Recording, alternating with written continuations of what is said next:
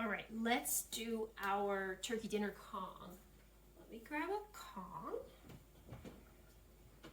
So the thing to remember about the Kongs is that they have this hole at the bottom. So you always want to plug that hole, and you can do that with a little bit of peanut butter. You can do that with a little bit of coconut oil. If you have Greek yogurt, that seems to work pretty well.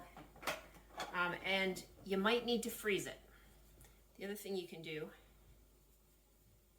is kind of give it a spin around the bottom, also because that will motivate the dog to keep working towards the food at the very bottom. Put a little stopper here. And then I have noticed that pretty much the best way to keep it from all falling apart in the freezer is to put it in a mug.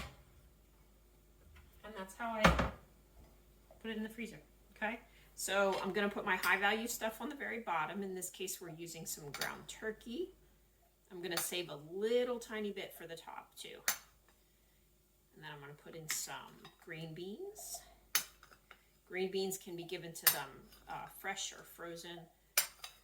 Same with blueberries. If you're going to use spinach, make sure you do steam or saute your spinach first before you give that to them. Ooh, this is a lot of blueberries for a little tiny dog. I think we'll stop there.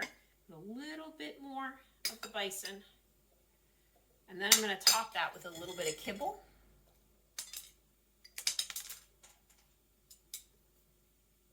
A little bit more peanut butter. And then on the very top, this isn't filled full to the very top because he's a little tiny dog. The very top, I'm gonna put some, just some sprinkles on top. This one happens to be elk antler. This is blood sprinkles, kind of gross. But what you can do is if you have treats in a bag or a bucket, you can look at the very bottom and there'll be little tiny crumbs, itty bitty pieces. And you can put that right in the gooey part. And gets them started, gets them excited, helps to prevent any frustration. Otter knows the deal. And this is your turkey dinner Kong. You could give this to them right at room temperature like this, or you could freeze it. And if a dog is just learning how to use a stuffable toy, what I like to do is freeze a third and then make the rest fresh. So by the time they get down to that third, it's easier to work with. And then maybe a week later, try half frozen and work your way up to the top. Some dogs can never have the whole thing frozen because they just can't handle it. It's too hard for them, the frustration level. So make sure to pay attention and always train the dog in front of you. Okay, here you go, buddy.